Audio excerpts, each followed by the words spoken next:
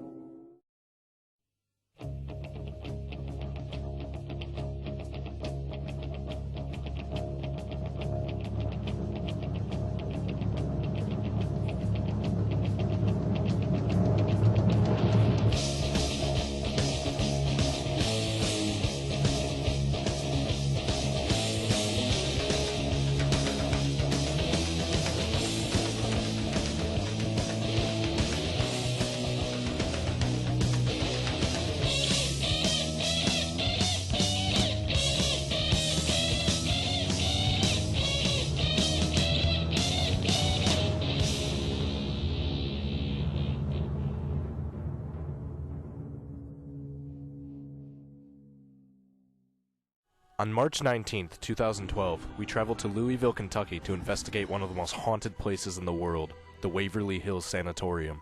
Originally, the Waverly Hills Sanatorium was a wooden two-story frame building that was constructed in 1910. In 1924, construction began on the massive Gothic-style sanatorium that stands today, and was completed in October of 1926. This giant U-shaped building was specially designed and constructed to capture the strong southeast wind. It was believed that plenty of sunlight and fresh air was the best treatment for the disease known as tuberculosis.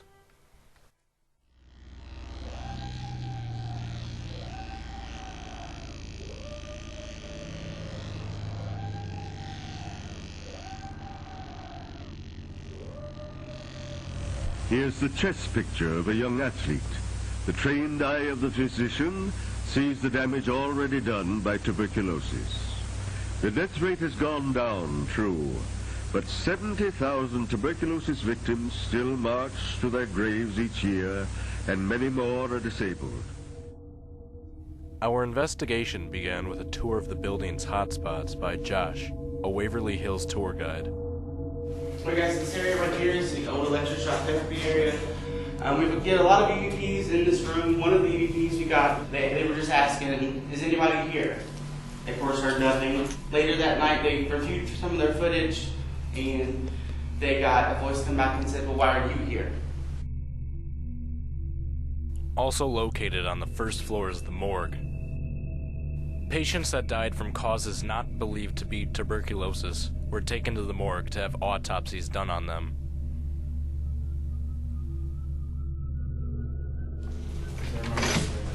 Like most people neglect this room, they're like, oh, it's just cafeteria, it's just where they ate. There's really nothing that can happen here. But I've had more stuff happen to me in this room than I have throughout the whole building. A lot of times, like, we'll ask, like, can you tap a window if you're here? And, like, we have a lot of them. One night, I had something tap every single window all the way down and then go all the way back. Alright guys, this area you're standing in now is just the solarium. The beds we pushed out here and the patients we out here for up to 16 hours a day. These big openings never had any windows in them. They were just a copper screen mesh to where the air would actually come in. As you can see, the building's in a C shape. That's where it can catch the southwest wind, bring the wind all the way through the building, and then take it out that way. This room right here, as you can see, it's only one small window, very little ventilation, one closet, with a single. Most people think this for people that actually could afford a private room, but this actually was the terminal rooms. This is, if you were on this side of the hallway on either 2, 3, or 4, then you knew that your time was basically just about up. This is the floor that we most commonly see Timmy. This is also a floor that people see an apparition of a tall white man and a little white dog. We actually had a young man that wandered off from one of our tours, and he went into that room. As soon as he got in and turned the corner, he saw a tall, dark figure, and as it turned towards him, it looks as if he didn't have any eyes. We actually had people, they come down and they actually left. They were only here for about 2 hours. You're not supposed to smoke on the solariums, and they were doing what they weren't supposed to do, and I kind of feel like this is like spirits telling them they were doing what they weren't supposed to be doing. So I'm going to play, this is an EVP, I'm going to play it once, and I'll explain it, I'll play it again.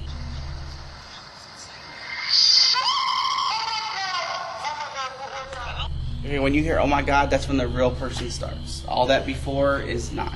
The breaking of the sound barrier and then the shriek in their face, and they were sitting on this ledge and it came straight in their face and did this.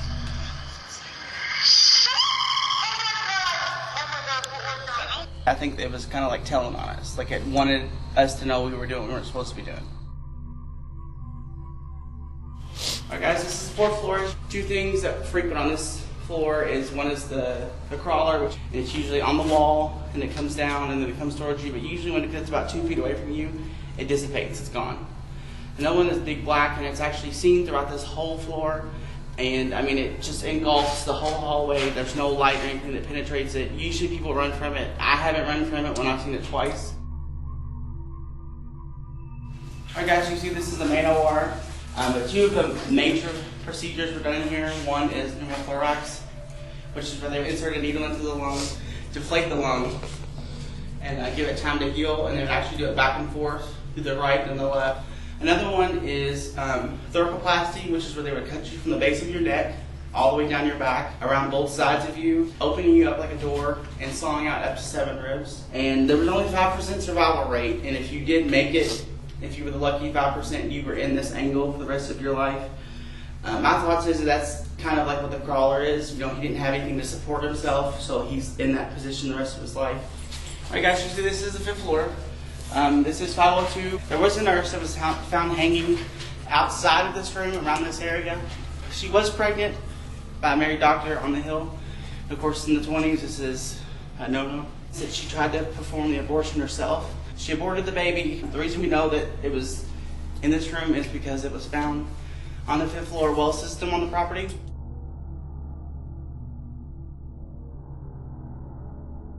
A lot of people, when they go in this room, they feel like ill, sick. I mean, it could be as little as just feel a little bit nauseous to throwing up everywhere.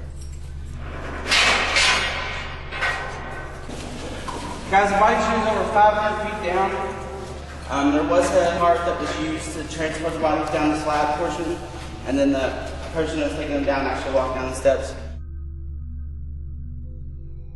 Originally built to transport supplies and as an employee passageway, this 500-foot-long underground tunnel was used to transport bodies of the deceased out of the eyes of the patients, not to deteriorate morale. With our tour of the building complete, we set up base in the north wing of the 2nd floor and began our investigation of the Waverly Hills Sanatorium. Because this was such a large location, we devised a system splitting our team up into 3 groups, giving each group a chance to investigate each area at least once, also keeping at least 1 floor in between each group to minimize audio interference. With Dan and myself being Group 1, we wasted no time and started investigating the 1st floor. Starting the recording Group 1 on the 1st floor at Waverly Hills Sanatorium. With numerous reports of activity, Dan and I decided to first investigate the morgue. You want to do this by yourself?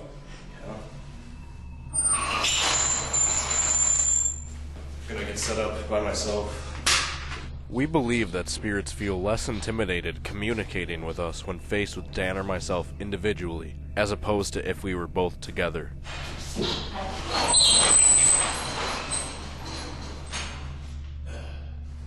And I'll be out. While I stayed in the morgue by myself, Dan began making his way towards the body chute to see if he could experience any activity. Is there anyone in here? Please tell me your name. If you have a message for me, please speak into this red light that I'm holding. I heard and also captured this unexplained noise that sounded like it was coming from the hallway.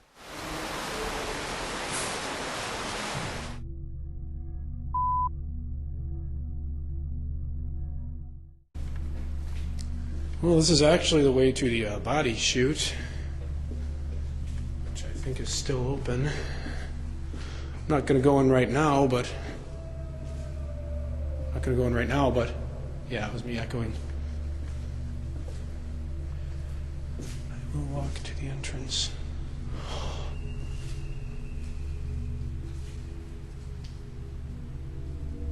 Anybody down here?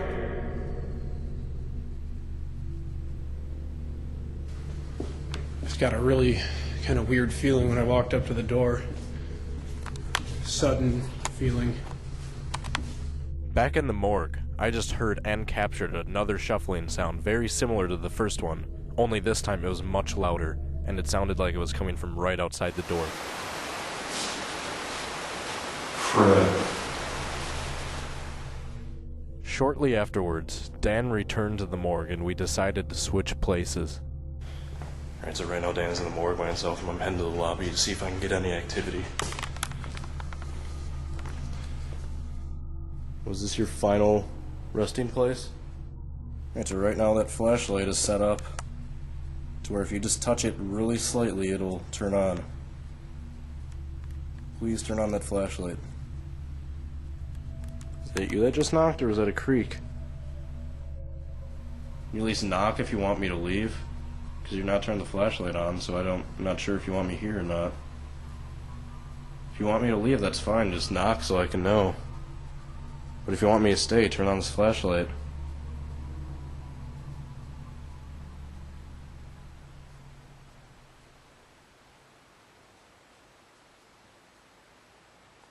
Was that a knock?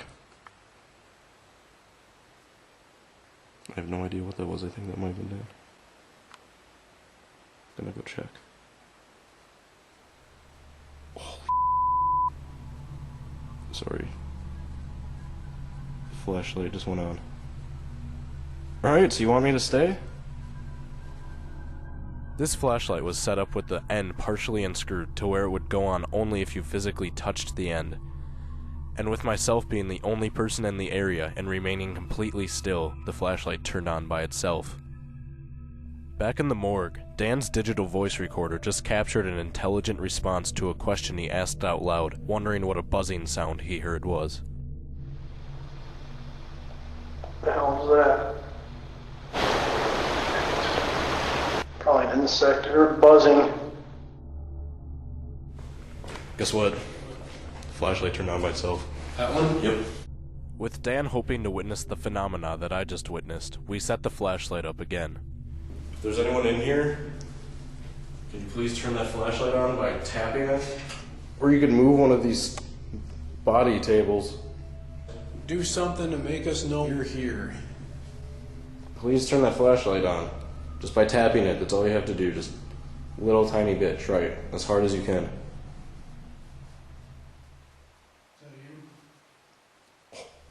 Turn it on. Thank you very much. Because the flashlight turned on twice in a short amount of time, we weren't sure if these results were credible, so we set up a control test and left the flashlight alone in the same condition for over an hour to see if it was turning on from natural causes, and not once did the flashlight turn on. With our hour on the first floor complete, it was time for us to move on to the second floor. We're on the second floor now, until 11.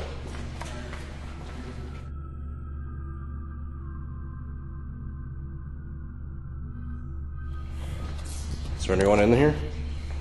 Everybody in this room. It's a weird sensation. What? Almost feel like something tightening around my neck. Really?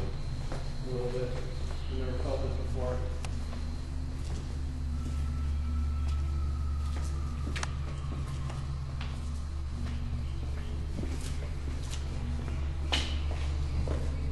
Something in here? Oh my god.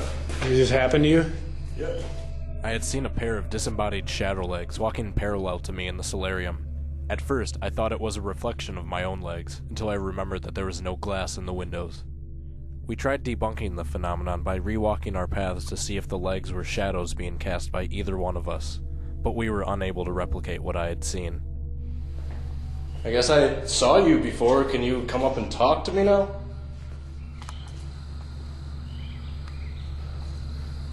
Did the fresh air help you? Please make your presence known to us.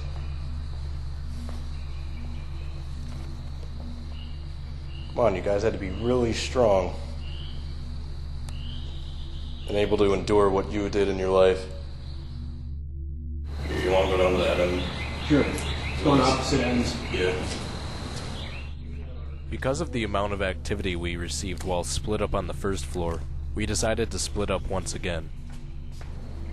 Were the nurses friendly to you when you were here?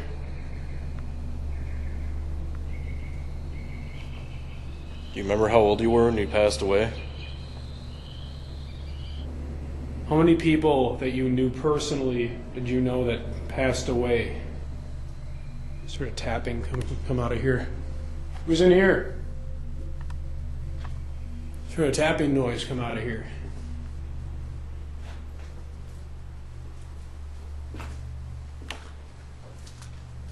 There it is again. Who's in there?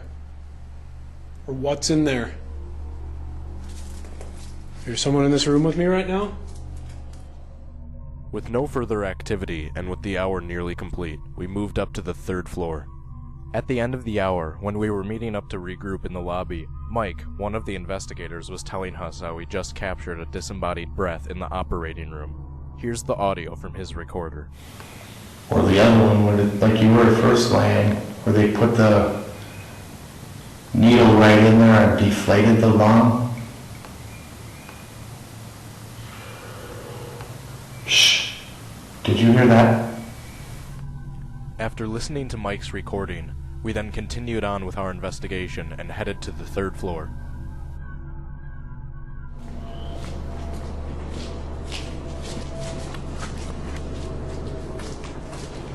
Want to try something?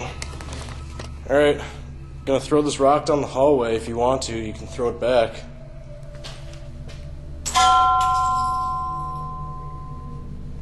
You throw it back to us? Can you throw something at us, like I just did? There's not much wind in front of the camera. Okay.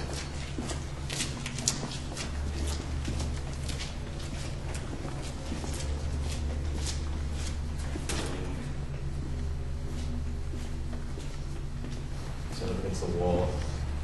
All right. Might not see it there.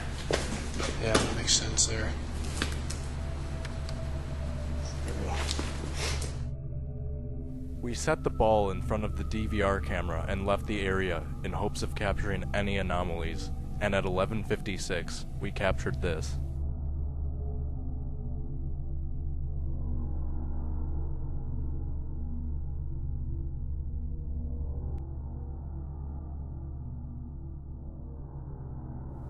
During the course of this 40-minute long continuous shot, the ball does not rock once, even slightly, arguing the possibility that this could possibly be wind. We believe that if this could have been wind, you would see the ball rocking at least slightly during these 40 minutes, but as you can see, it remains completely motionless until it takes off by itself and rolls into another room. We have no explanation for this.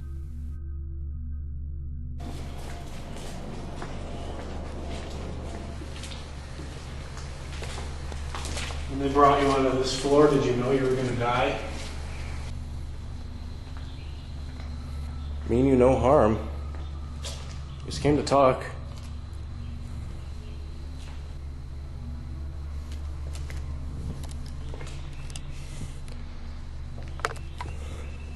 I bet everyone asks this out of you. When reviewing the following clip, we noticed a strange humanoid-like shape in the far end of the hallway on the right side of the doorway. As the camera pans left, it almost seems to move at the same time. As we zoomed in, we weren't sure if the movement was coming from the figure itself or an optical illusion caused from the camera. When researching online, we found this photograph that shows a similar figure in what appears to be the exact same spot. When studying the two photographs side by side, we eventually noticed that it was the same figure in the exact same spot. This discovery led us to two possible conclusions. Either we, and whomever captured this other photograph, captured a similar figure in the exact same spot, or we both mistook the same pattern on the wall for being a possible paranormal anomaly. Because of time constraint, we decided it would be easiest for each group to visit each floor at least once by combining floors 4 and 5 into the same hour.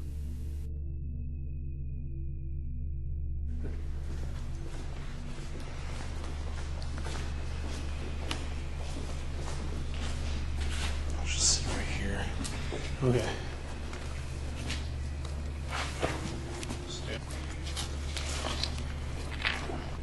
Is who everybody refers to as the creeper a lung or a rib removal patient? I could have swore I just saw something move across the ceiling, like just in the corner. On camera? No, with my eyes. Was that you, creeper? Are you up here with us? So I want you now to come over by where we are and show us you're here. I'm reasonably sure I saw something that might be you on the ceiling up there earlier. Who's down this hall? Hearing something down that hall. Wish I know. Come with me. I'm going to check out these noises I keep hearing down this hall, because they're getting harder and harder to ignore. Unable to locate the source of the noises Dan was hearing, we moved our investigation to the operating room. Alright, so right now we're in the operating room, trying to see if we can catch any activity. If there's anyone in here, can you please move this ball for us? Friend Mike heard you before, and he heard you breathing right up here. Make a noise for us too. Were you conscious when they removed your ribs? Did they use anesthesia? Anesthetic? Receiving no activity in the operating room, we moved upstairs and spent the remainder of the hour on the 5th floor. Alright, so right now we're heading to room 502, where the nurse supposedly hung herself to see if we can capture any activity. No one blames you for anything that happened. Everyone makes mistakes. You don't have to feel guilty about anything.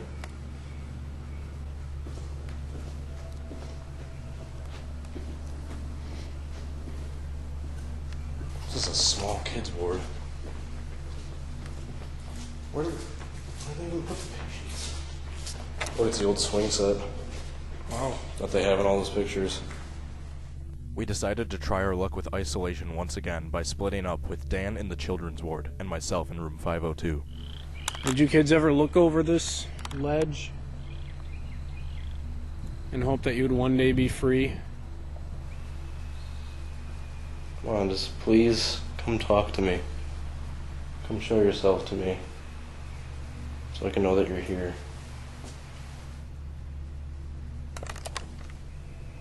Thought I just heard footsteps out here.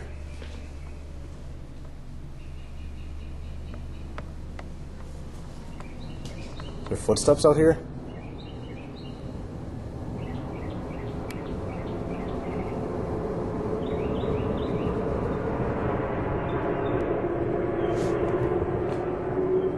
With the hour complete, Dan and I met back together for one final view of Louisville from the top of the Sanatorium. After an hour-long break in the base, we regrouped our equipment and made our way towards our final destination, the body chute. Well, now we make our way into the body chute. Quite possibly the most notorious haunted area in the world. You know, I never usually freak out about too many things, but I'm actually pretty scared for this.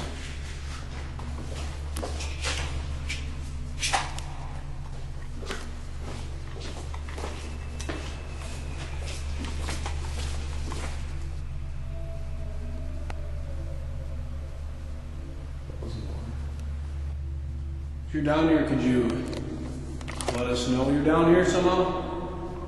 Figuring there'd be little radio interference in the thick concrete tunnel, we tried a ghost box session, but didn't receive any unusual responses. What year were you born?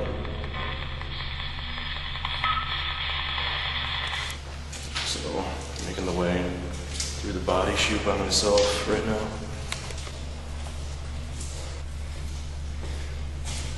Alright. At the top. Yep, I see you. Down here by myself, so... Who am I down here with? Anyone I was talking to before? Here, well, Dan, John's making us pass through the body chute. I'm gonna go to the electroshock therapy room by myself, see if we can capture any EVPs. Guess that right there. Don't be afraid if you're afraid of me. If there's anything you want to say to me, please do so.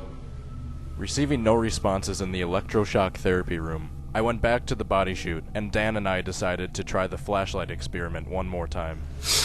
Alright, that's the closest it's gonna get. If it works with this one, it's foolproof though. Alright. Who's ever down here, nudge that light a little bit and it'll probably turn on if you want.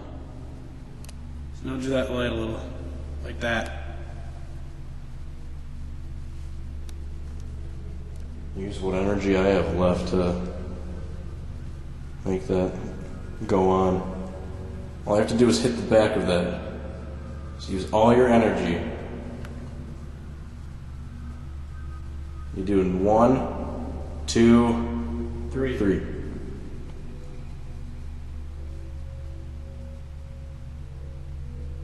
Alright. You probably... Went on. Good job. Thank you. Try to pull on the front now to make it go off. There you go. Yeah, keep pulling. Almost got it.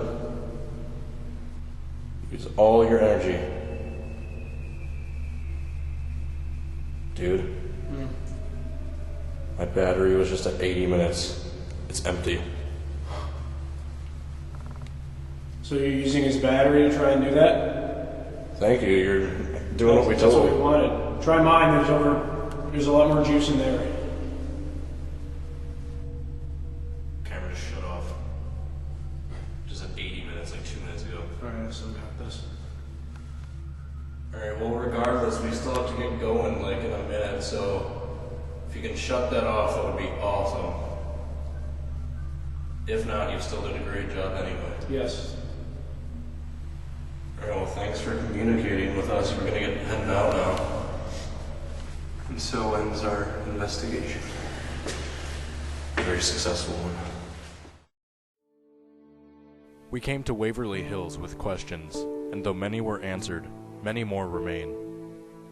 Is there life after death? Can the dead communicate with the living? Does the mind live on once the body has perished? One thing was certain. This location is a breathtaking piece of history that didn't disappoint. This building remains the final resting place of thousands of victims fallen plagued to a terrible disease. We owe everything to the brave souls lost in this terrible epidemic. Without their sacrifice, there might not be a cure today. We hope that one day these souls can move on, leaving the structure that once was a monument to death and disease, calm and peaceful.